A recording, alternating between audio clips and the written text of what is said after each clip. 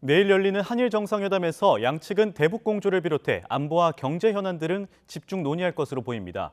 특히 후쿠시마 오염수 방류와 한일 청년 교류를 위한 공동기금 설립 방안 등이 대화의 테이블에 오를지 주목됩니다. 조수연 기자의 보도입니다. 대통령실이 꼽은 한일 정상회담의 주요 의제는 안보와 첨단 산업, 과학기술, 그리고 청년 문화 협력입니다. 이 가운데 최우선 화두는 안보 분야가 될 가능성이 큽니다.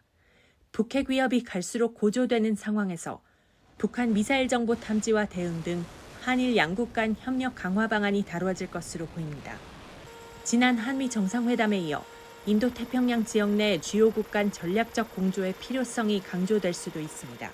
안보 협력의 필요성을 얘기를 하고 그리고 거기서 조금 더 나간다면은 사실은 한일 관계가 아주 안 좋아지기 전에 했던 한일 간의 그런 협력안들이 있습니다. 그러니까 다양한 협의체들이 좀 있었고요. 그리고 예를 들어 함정의 상호 방문 같은 것은 이루어졌었는데 아마 그 정도 수준까지 얘기가 될 것이고. 다시 물꼬를 트기 시작한 경제 분야도 관심 의제에서 빼놓을 수 없습니다. 단순히 교류 확대에서 나아가 반도체와 배터리 등 미래 핵심 산업의 공급망 협력을 통해 양국이 공동 이익을 내는 방안을 모색할 것으로 예상됩니다.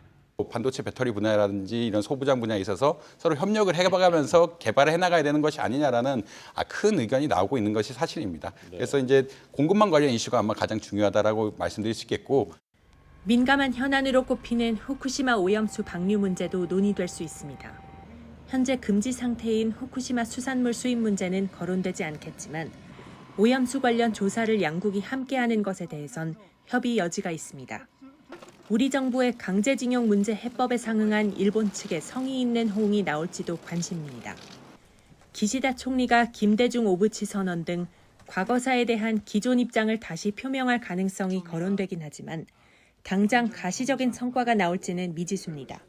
대신 두 정상은 한일 관계의 미래지향적 발전을 위해 양국 청년 교류를 위한 공동기금 설립 방안을 먼저 도출할 수 있다는 관측도 나오고 있습니다. YTN 조수연입니다.